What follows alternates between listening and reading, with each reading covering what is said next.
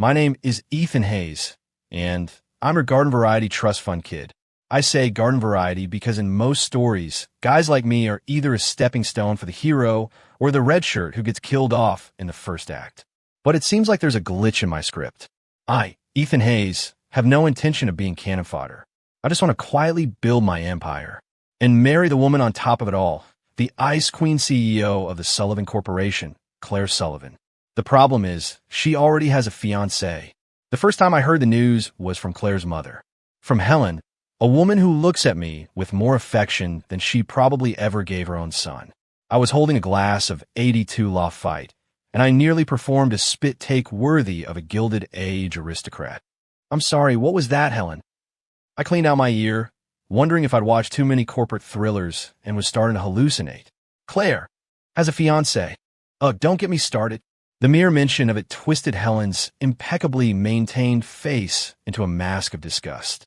She lowered her voice as if she were revealing a state secret. He's a good-for-nothing freeloader. Spends all day doing laundry and cooking, living off Claire's money. He's an embarrassment to the Sullivan name. Alarm bells went off in my head.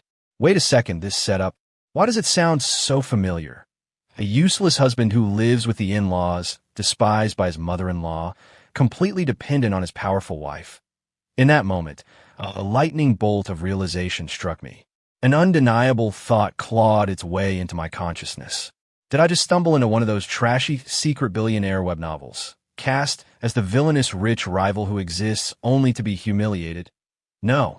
My life, Ethan Hayes' life, is not going to be that cliché. Helen's birthday party was held at the Sullivan family's private villa in the Summit Estates.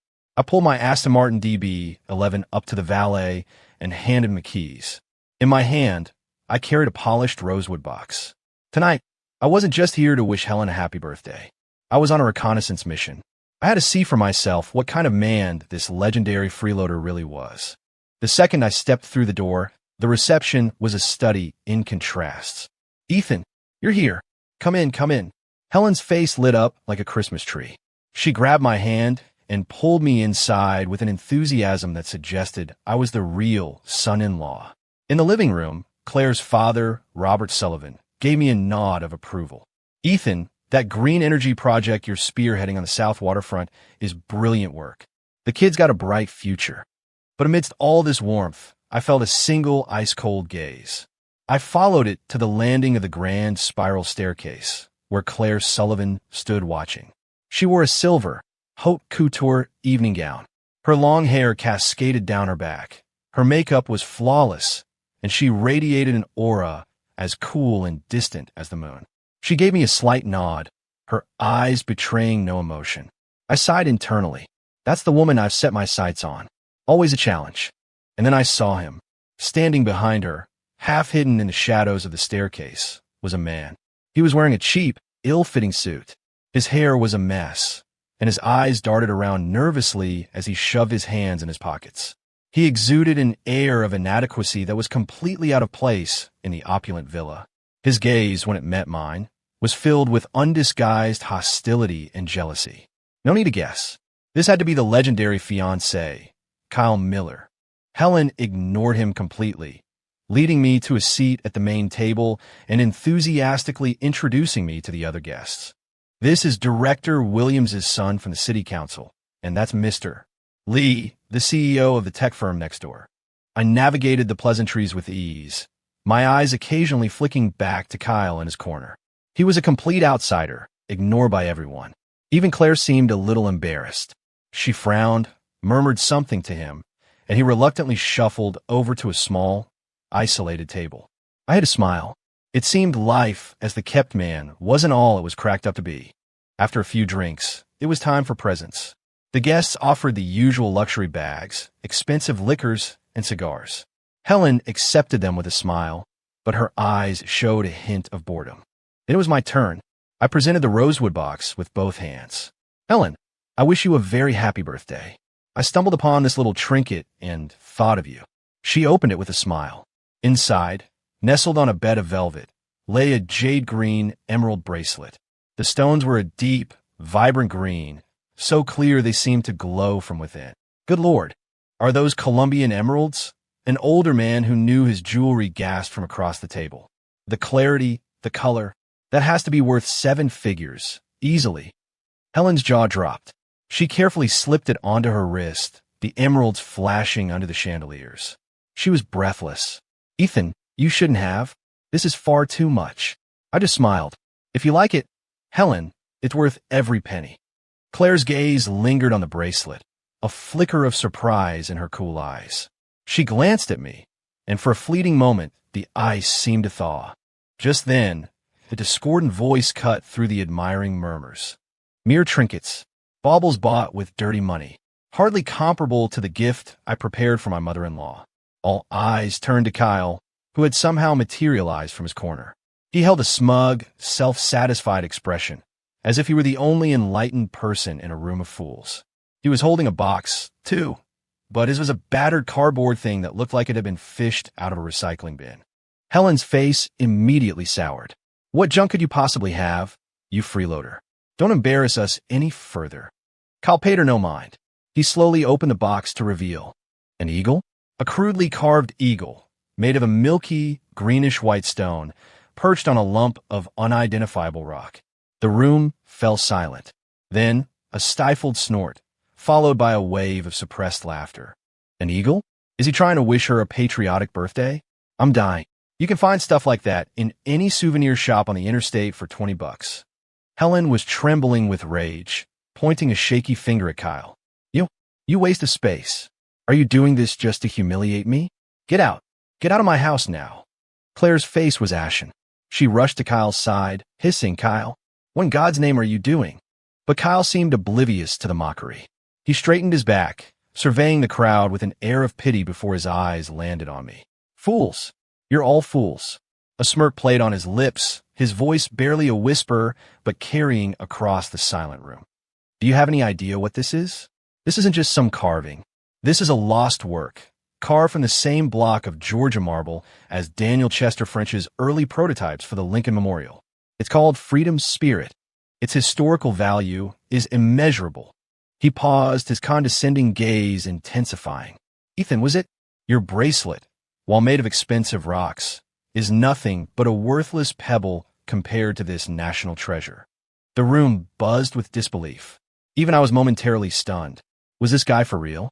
An older gentleman with gold-rimmed glasses, a renowned appraiser named Mr. Peterson, couldn't resist. He stepped forward, adjusting his glasses to examine the stone eagle. Kyle's smile widened, triumphant.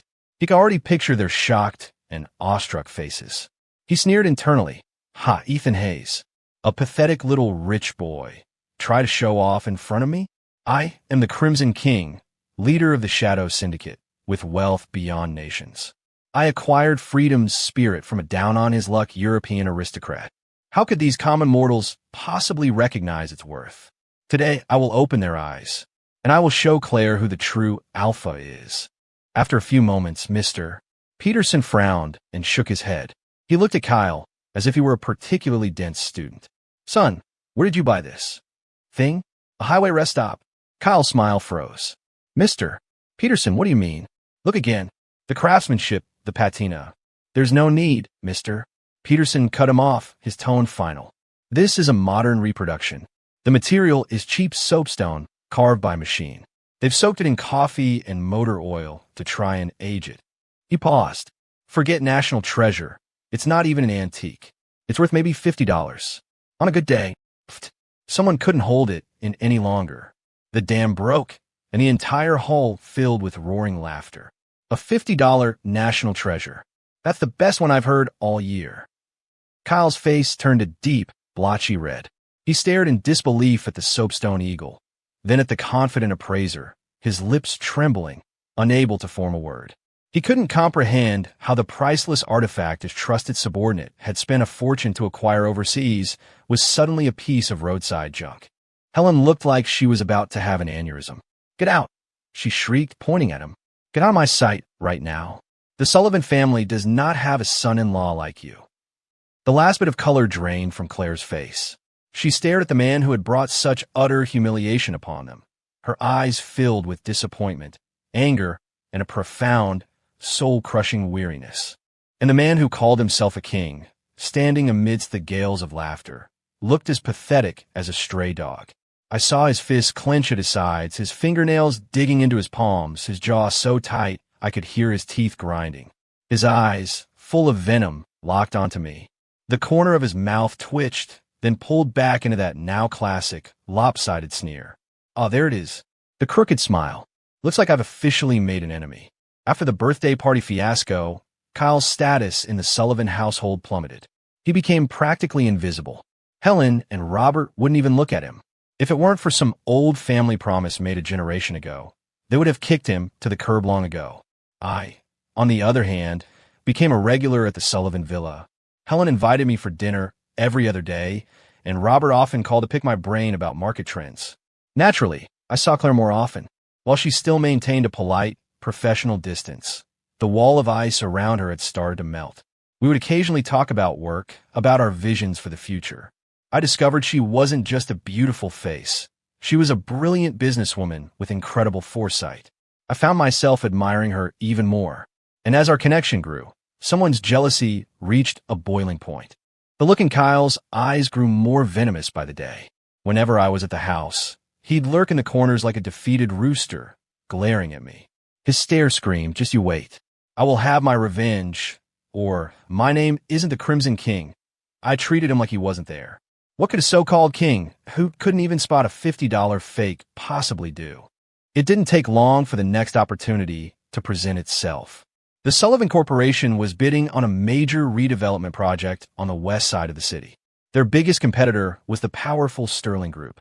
To win the contract, Claire had been pulling all-nighters for a week, and the exhaustion was starting to show. The day before the final bid, I used the excuse of bringing her some healthy soup to visit her at the office. In the CEO's suite, Claire was hunched over a mountain of paperwork, a deep frown etched on her face. Still stressing about the West Side project, I asked, placing the thermos on her desk. She looked up, rubbing her temples wearily. "Yeah, Sterling's bid is aggressive, and I heard they've already had a back-channel meeting with the head of the Development Authority, General Marcus Thorne." Marcus Thorne. I'd heard of him. A legendary figure who'd had a decorated military career before moving into the private sector. He was known for his decisive, no-nonsense style and was notoriously private. Getting a meeting with him was next to impossible. I've tried every connection I have to get a meeting with the general, but his executive assistant blocks every attempt, Claire said, a note of helplessness in her voice. I was about to say that maybe I could help. The Hayes family had some business dealings with Thorne's company when the office door swung open. Kyle strode in carrying a cup of coffee, a look of faux profundity on his face. "Claire, don't worry." He set the coffee down, shooting me a condescending glance. "Sterling Group is nothing. And as for Marcus Thorne, one phone call from me is all it takes." Claire scowled at him. "What nonsense are you spouting now?" Kyle just smirked, full of confidence. He pulled out his phone and waved it in my face. "Ethan, you probably don't know this, but I have a friend who served with Marcus Thorne. This friend of mine is now one of the most powerful men in the country.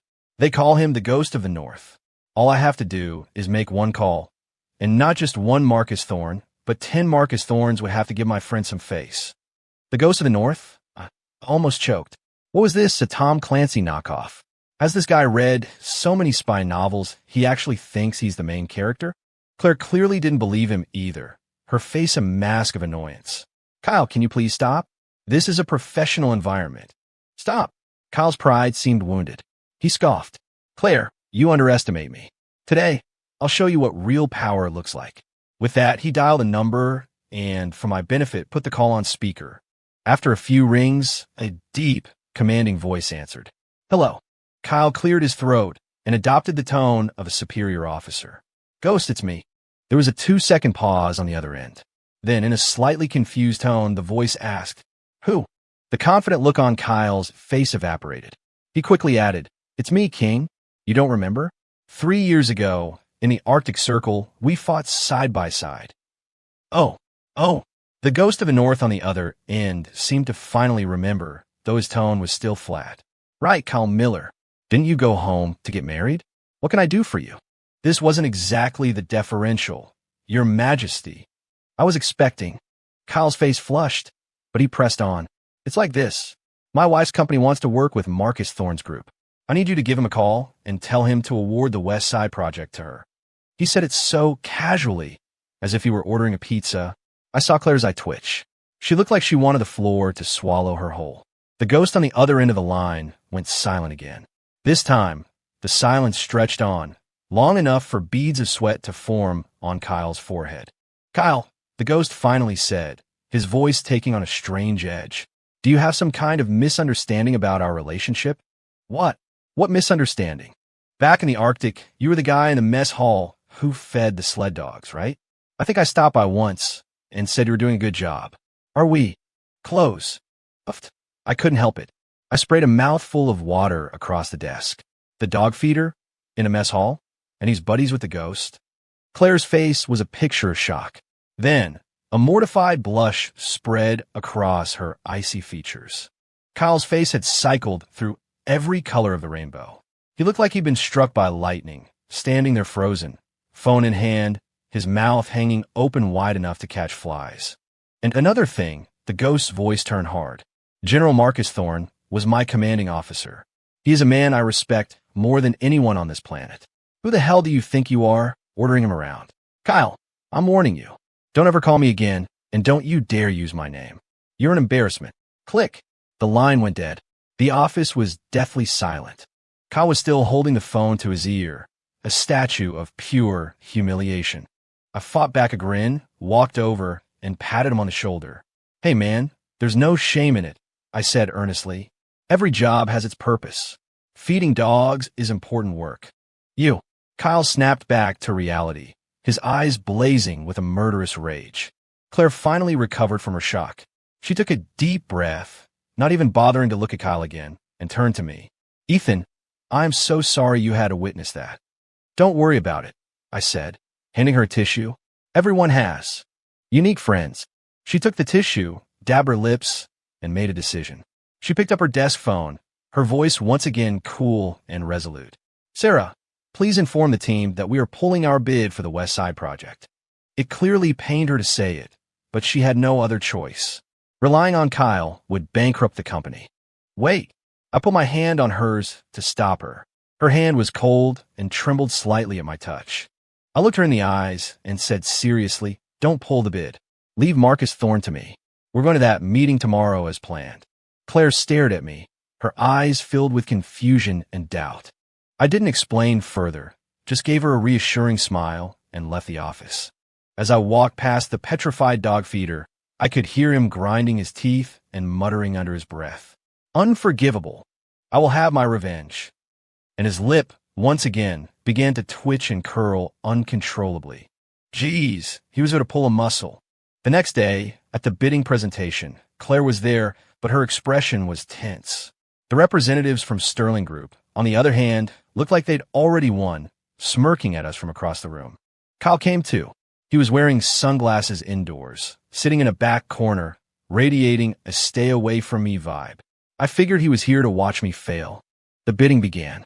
As expected, Sterling Group presented a highly competitive proposal. When it was our turn, Claire did her best, but everyone in the room knew our chances were slim. Just as the moderator was about to announce the winner, the main doors of the conference hall swung open. A man with an erect posture, a resolute face, and the unmistakable air of a military commander walked in, flanked by a group of executives. "It's Marcus Thorne, General Thorne from Apex Development." A murmur went through the crowd. Thorne walked straight to the podium, ignoring everyone, and took the microphone from the moderator. "Ladies and gentlemen," his voice was calm and powerful. "Regarding the West Side project, I have made my decision." Everyone held their breath. The lead from Sterling Group was already beaming. Thorne's gaze swept the room, finally landing on me. He smiled slightly and gave a small nod. Then he announced, "I've decided to award this project to the Sullivan Corporation." Boom! The room erupted. The Sterling reps were stunned. Claire was speechless. She looked from Thorne on the stage to me, her eyes wide with disbelief. I just gave her that same confident smile. In the corner, Kyle's sunglasses clattered to the floor. He stared at me, then at Thorne, his face a mask of horror and disbelief. He couldn't understand why a man that even the ghost of the North couldn't influence would show such favor to me. Ethan Hayes. Of course he couldn't, because yesterday, after leaving Claire's office, I made a simple phone call to my father, the chairman of Hayes Industries. Dad, do you know a General Marcus Thorne over at Apex? Oh, Mark? Of course. What about him? When he retired from his service and started his company, I gave him his first round of seed funding. Good man, very loyal. Still sends a Christmas card every year. And that was that. In the world of business, it's not about imaginary call signs and secret societies. It's about real connections, real capital, and real credibility. After the meeting, surrounded by a crowd of well-wishers, Claire, for the first time, walked directly toward me.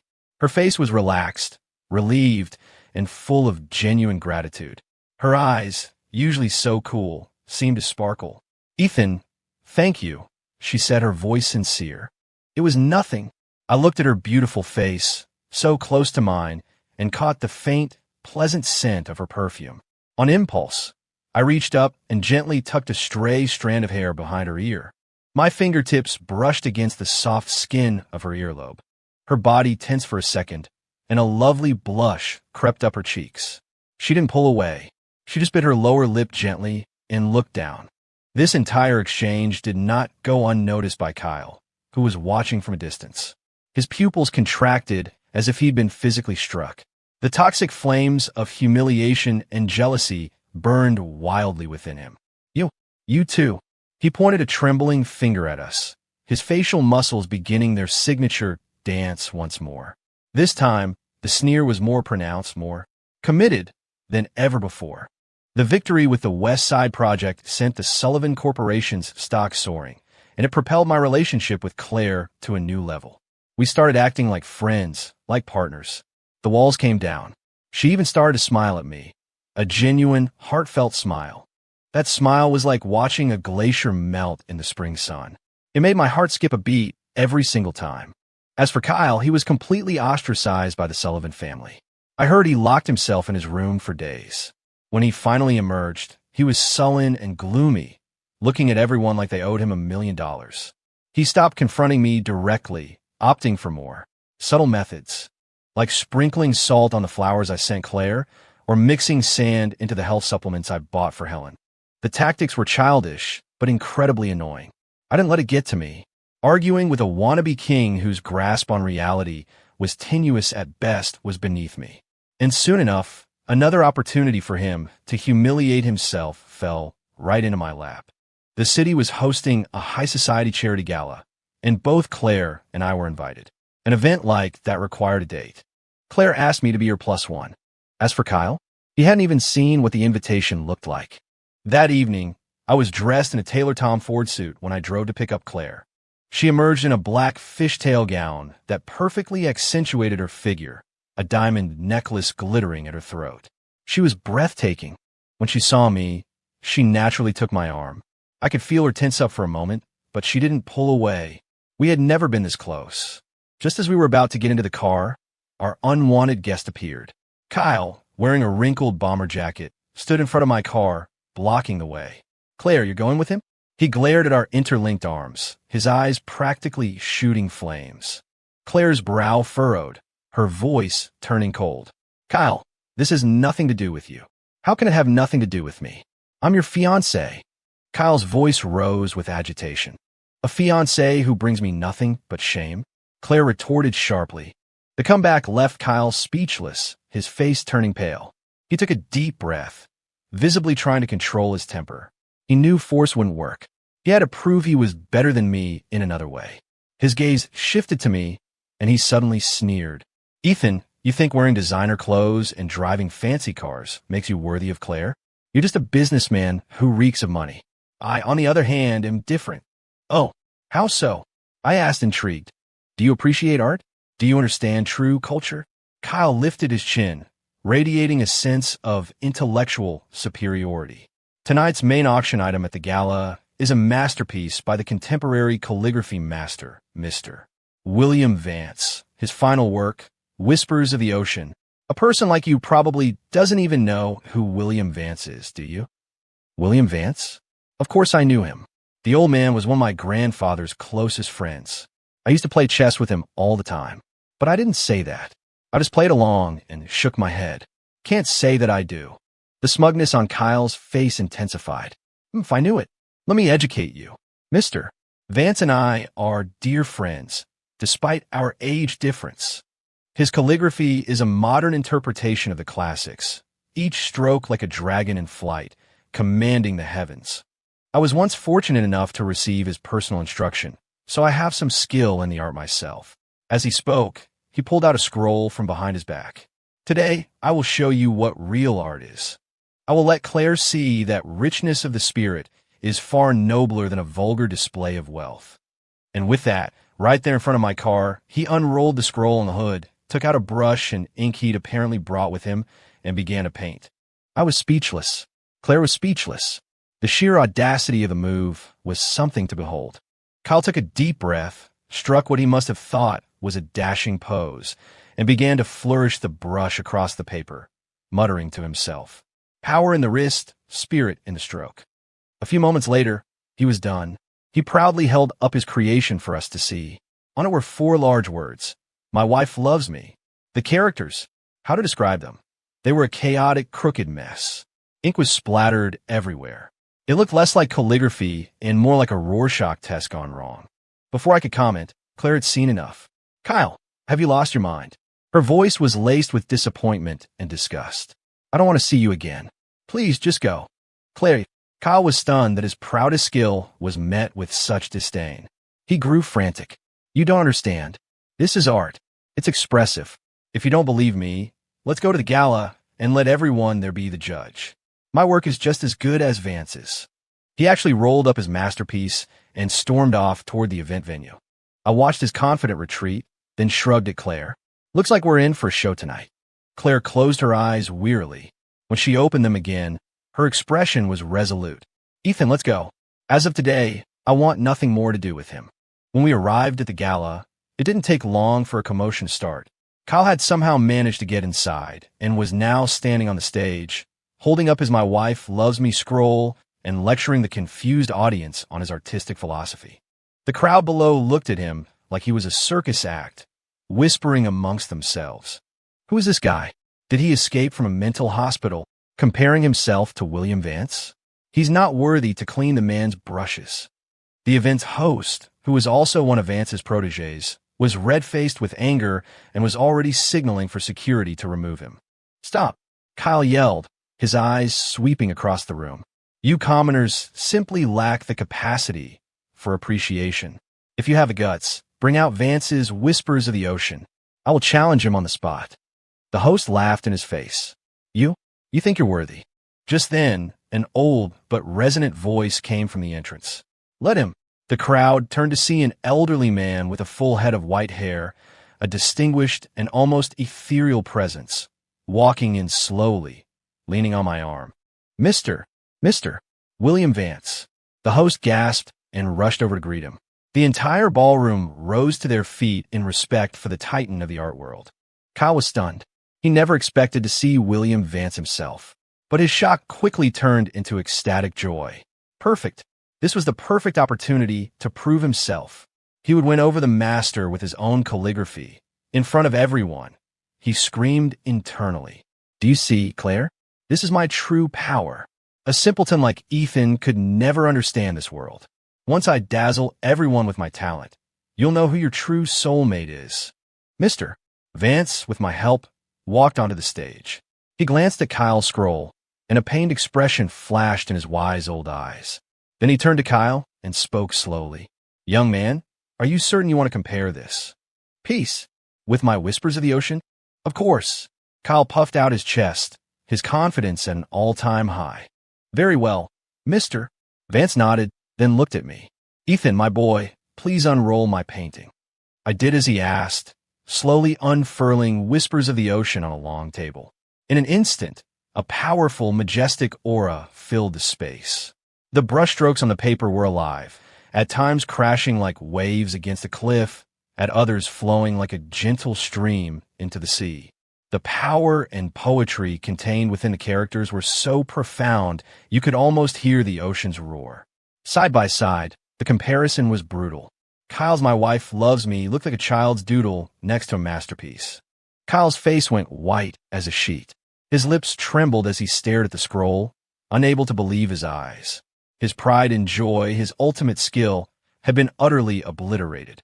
"No, it's not possible," he muttered. "My calligraphy was taught by you. How can it be?"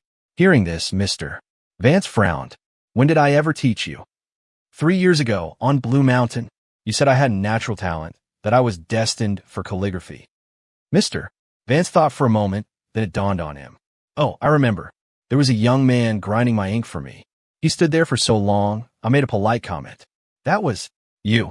Kyle was speechless. Mr. Vance sighed and shook his head. "Young man, impatience is the enemy of art. The path of calligraphy requires a quiet heart. I suggest you go home and practice your fundamentals." With that, he ignored the petrified Kyle and turned to me, patting my hand affectionately before addressing the crowd. "Everyone, I came here tonight to make another announcement." He paused, his voice ringing out clearly. "This piece, Whispers of the Ocean, was to be my final work, never to be shown publicly. But tonight, I wish to gift it to my dear young friend, Ethan Hayes." The room gasped again. Everyone stared at me with shock and envy. A Vance original was priceless, and he was giving his final work away. I quickly tried to refuse. "Mr. Vance, this is too valuable. I can't accept it." "Nonsense, my boy," the old man smiled. "This piece was originally a gift for your parents' anniversary. I just never found the right time to give it to them. It's only right that it goes to you. I had no choice but to graciously accept." That final act completely shattered Kyle's psyche. He thought he was a cultured artist hobnobbing with the masters, but he was just the kid who ground the ink. He thought I was a tasteless buffoon, but I was the master's dear friend. The whiplash was too much for him to bear. He glared at me, and then at Claire by my side. Her eyes had been fixed on me the entire time, filled with admiration, curiosity, and even a hint of affection. She hadn't even glanced at Kyle once. "Arg!" Kyle finally snapped. He let out a roar of frustration, pushed through the crowd, and ran out of the ballroom like a madman. His mouth, twisted in a paroxysm of rage and humiliation, contorted into a sneer of such epic proportions, it seemed to aim for the moon. After the charity gala, Claire initiated a full-blown Cold War with Kyle. She moved into a condo near her office, making it crystal clear she never wanted to see him again. This drove Kyle crazy. He tried everything, begging, threatening, stalking, but Claire wouldn't budge. Meanwhile, my relationship with Claire continued to blossom in a newfound peace. We started going out for dinner, seeing movies, dating like a normal couple. Neither of us had officially said the words, but we both knew where this was going. One day, I took her to a racetrack on the outskirts of the city. I figured even a CEO needed to blow off some steam with a bit of adrenaline. I took her for a few laps in my McLaren P1. In the passenger seat, Claire was a bit nervous at first, but she soon relaxed, her face breaking into an excited grin. Seeing her so carefree and vibrant was a thrill in itself. At the paddock, I got her fitted into a professional racing suit. The form-fitting gear highlighted her incredible figure, making her look both fierce and stunningly beautiful. I was just about to take her out for a spin on the track herself when a familiar, unwelcome figure appeared. Kyle pulled up in a battered, beat-up Ford Transit van he must have rented, screeching to a halt in front of us. "Ethan, I challenge you to a race," he yelled, getting out of the van and pointing a finger at me. I looked at him, then at his rust bucket of a van, and almost laughed. "A race? What are we racing for?" "To see who could deliver more packages." "You." My jab hit a nerve. He took a deep breath, putting on his tough guy face. "Don't underestimate my vehicle. I'll have you know, I once beat the best street racers on the Angeles Crest Highway. When it comes to driving, I'm the pro here." Angeles Crest Highway? Is this guy getting his life story from a Fast and Furious movie? Before I could respond, Claire cut in coldly. "Kyle, are you a child? We're not interested in your ridiculous games." "Claire, this isn't a game," Kyle pleaded desperately. "I'm proving to you that this man is nothing but a walking bank account. He can't protect you. But me, I have power you can't even imagine." His eyes took on a fanatical gleam. "In a moment, you will witness my ultimate technique, the angel of death drift. You will see who the true god of the road is." I was starting to think his brain had been permanently rewired by bad fiction. I had no interest in indulging him. But one look at Claire's fed-up expression changed my mind. Some pest you just have to swat, or they'll keep buzzing in your ear forever. Fine, I'll race you, I said flatly. The rules are simple. 3 laps. First one across the finish line wins. Were the stakes? A flicker of triumph crossed Kyle's face. He thought I'd taken a bait. If I win, you're never to see Claire again, he spat. Deal, I nodded. And if I win? Kyle faltered.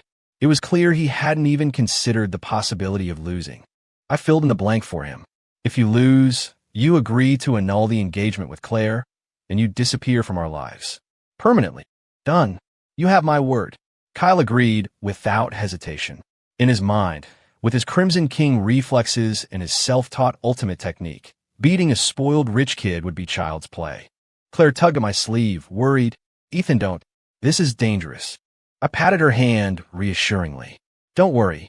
I could beat him driving that van. The race began. My McLaren P1 and his Ford Transit lined up at the starting line. The image was almost comical. The starting pistol fired. My P1 launched forward like an arrow, the G-force pinning Claire back in her seat. The Transit, meanwhile, sputtered and coughed, belching a cloud of black smoke before it finally lumbered after us. By the end of the first lap, he was so far behind, I couldn't even see him in my rearview mirror. In his driver's seat, Kyle was so angry he was about to rip the steering wheel off. Damn it, this mortal's machine is so fast in a straight line, he seethed. But it doesn't matter. The real test is in the corners. Soon, we approached the track's most famous and treacherous turn, the hairpin. I braked smoothly, hugged the inside line, and executed a perfect fluid turn. Behind me, Kyle began his performance. Here it comes. Now, witness the angel of death drift. His eyes shone with a mad light as he yanked the steering wheel and pulled the handbrake. In his imagination, the transit van would execute a flawless drift, hugging the guardrail, overtaking me in a blaze of glory while Claire screamed in admiration. In reality, due to excessive speed and a complete lack of skill, the poor Ford Transit lost all control. It didn't drift. It tumbled. Crunch. Bang. Screech. As Claire and I watched, jaws agape, the van turned into an out-of-control top, rolling over and over again on the asphalt before finally landing upside down in the middle of the track. Its wheels were still spinning uselessly as thick smoke poured from the engine. The whole track fell silent. I slowly pulled my car over the finish line. Claire and I got out. Track officials and paramedics were already rushing to the wreck, frantically pulling Kyle from the mangled cockpit. He was a mess. His racing suit was torn, his face was covered in soot and grease, and one of his legs was bent at a very unnatural angle. The angel of death drift. Well, it was certainly close to death. As they carried him past on a stretcher, he struggled to lift his head, glaring at me with pure hatred and screaming hoarsely. I didn't lose. It was a fluke. This van is garbage. I ignored him and turned to Claire. You okay? Not too scared. She shook her head. She looked at Kyle being loaded into the ambulance, her eyes holding not a shred of pity, only a final, cold resolution. She turned back to face me. Then, she did something I never expected. She stood on her tiptoes, and her soft lips gently pressed against my cheek. Warm, soft. My entire body froze. My mind went completely blank. Claire's face was as red as a sunset. She couldn't meet my eyes, her head bowed, her voice as soft as a whisper. Ethan, thank you for showing me everything so clearly. In that moment, my heart swelled with a joy so immense I thought it would burst. I reached out and gently, tentatively, pulled her into my arms. Her body was soft and smelled faintly of jasmine. She was stiff at first, but then she relaxed, resting her head on my shoulder. The setting sun cast our long shadows across the pavement. And all of this was seen perfectly by Kyle as he was being loaded into the ambulance. He watched the woman of his dreams voluntarily kiss another man, then melt into his embrace. Gack! A mouthful of blood sprayed from his mouth in a perfect arc.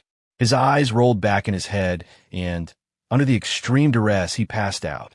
But even as unconsciousness claimed him, his mouth, out of pure instinct, made one last, heroic effort to twist itself to the side. Following the racetrack debacle, Kyle spent a month in the hospital with a broken leg. That month was the best of my life. Without the constant buzzing of a fly, Claire and I were inseparable. Her parents were thrilled, practically pushing us toward the altar. Everything was falling perfectly into place. A month later, Kyle was discharged. He showed up at the Sullivan Villa on crutches, his leg in a cast. I happened to be there that day. I was with Claire, about to formally discuss our engagement with her parents. Kyle's arrival shattered the warm, happy atmosphere. He stood in the middle of the living room, his face a thundercloud. He watched me sitting with Claire, watched Helen affectionately peeling an apple for me, watched Robert clapping me on the shoulder in approval. There was no place left for him in this house. Claire, he began, his voice raspy and cold. Have you really decided? To choose this man who has nothing but money and abandon me? Claire stood and walked toward him, her expression unreadable. Kyle, we should have ended this a long time ago. As for the engagement arranged by our grandfathers, I will speak to the family elders and have it dissolved. Dissolved? Kyle laughed, a hollow, crazed sound. Claire, you are so naive. Do you really think you can get rid of me that easily? He threw his crutches to the floor. Though one leg was in a cast, he stood up straighter than ever before. An unprecedented, powerful aura exploded from him. The charade is over.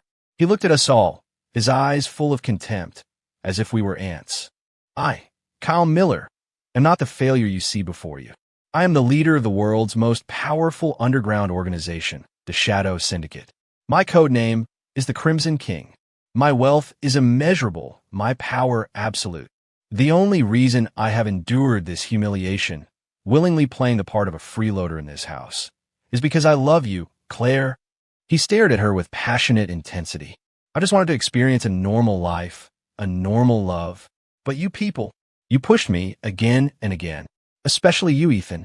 He pointed a finger at me, the killing intent in his eyes completely undisguised. You have humiliated me time and again, and you have stolen my woman. You have successfully enraged me.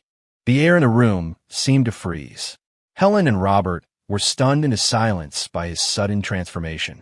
Claire, too, was frozen, staring at this stranger as if seeing him for the first time. Only I remained calm, still sitting on the couch, munching on the apple Helen had peeled for me. Oh, so you're a king. My apologies, I said, my words muffled by the apple. So what now, Your Majesty? What's your next move? My move. Kyle's lips curled into that familiar, cruel, lopsided smile. I'm going to make you all pay for your foolishness. He pulled out a strange-looking satellite phone and dialed a number. I'm giving you 3 minutes to surround the Summit Estates. Today, the Sullivan family will be wiped from the face of the earth, and Ethan Hayes will kneel before me and beg for forgiveness. He hung up, crossed his arms, and stared at us with cold arrogance, waiting for our terror and pleas for mercy. In his mind, he could already see it, the 10 warlords and 300 shadow guards of the syndicate descending from the heavens, shaking the entire city.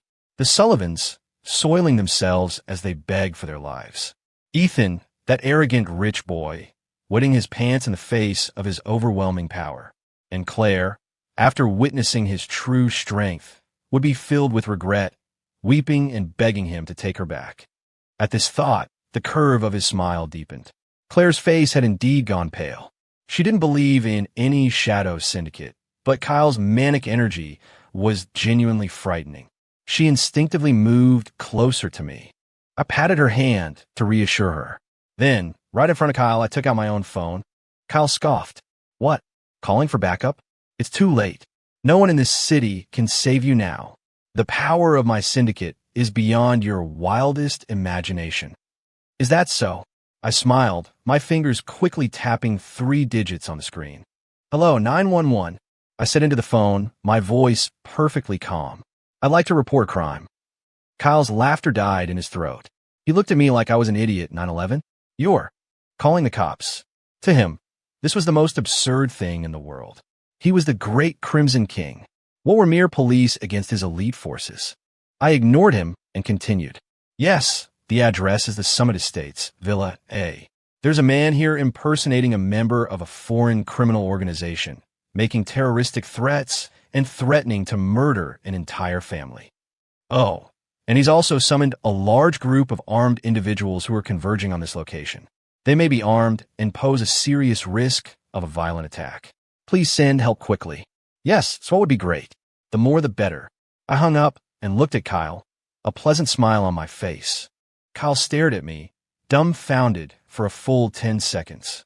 Then he burst out into thunderous, world-shaking laughter. Ha ha ha! The police? Ethan, are you insane? Do you really think a few cops can handle the elite soldiers of my syndicate? His laughter was abruptly cut short by the sound of sirens. Not just one siren. An overwhelming, deafening wall of sirens, screaming through the night from every direction. Red and blue lights strobed outside, painting the night sky. Then came the deafening thwomp thwomp thwomp of helicopter rotors. Searchlights beamed down from above, pinning the villa in their glare. This is the police. You are surrounded. Throw down your weapons and come out with your hands up. The voice from the bullhorn was so loud the windows vibrated.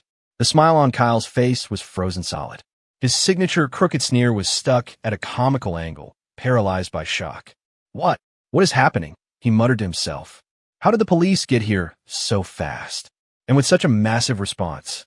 He didn't know that our city was in the middle of a major anti-crime initiative, and that any threat involving organized gangs was met with zero tolerance and maximum force. Especially when you throw in the words terroristic threats. Crash! The front door was kicked off its hinges. A team of heavily armed SWAT officers in full tactical gear poured into the room, assault rifles and riot shields at the ready. A dozen black muzzles instantly aimed at the only person standing in the living room. Kyle. Freeze! Hands in the air! Kyle was completely stunned. He stared at the heavily armed officers, at the cold steel of their weapons, and felt his awe-inspiring, kingly aura get crushed into dust. Just then, his satellite phone rang. It was his most trusted warlord, a man named Ash. My king, it's a disaster. The moment we entered the city limits, we were surrounded by police and a National Guard. They have tanks and armored cars. They're treating us like a terrorist cell. My king, what do we do? The sound of gunfire and Ash's pained screams echoed from the phone.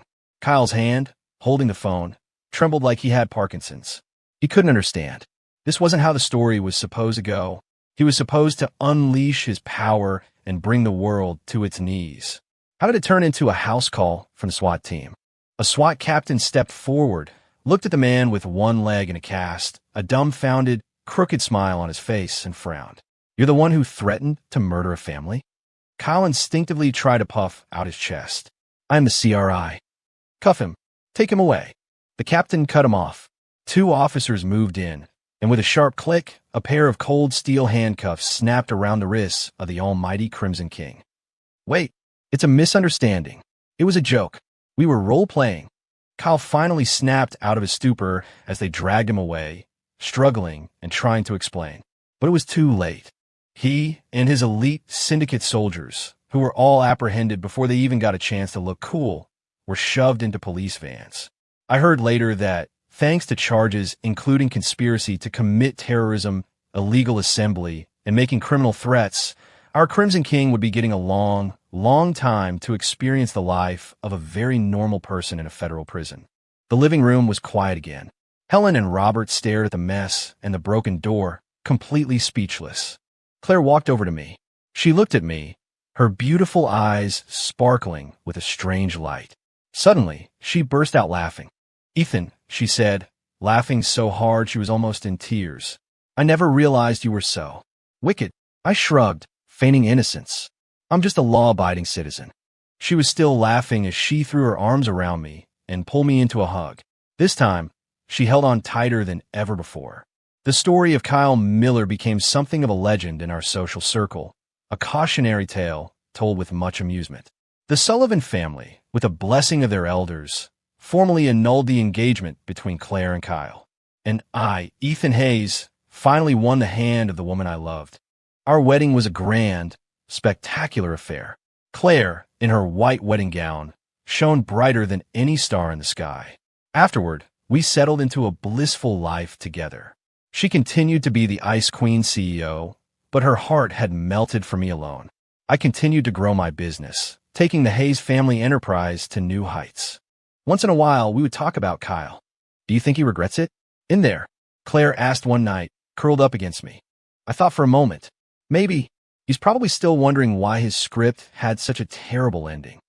I kissed her forehead and whispered, because real life isn't a web novel. The world doesn't revolve around you just because you can sneer on command. Sometimes, all it takes is one phone call to solve all your problems. Which call is that? 9/11.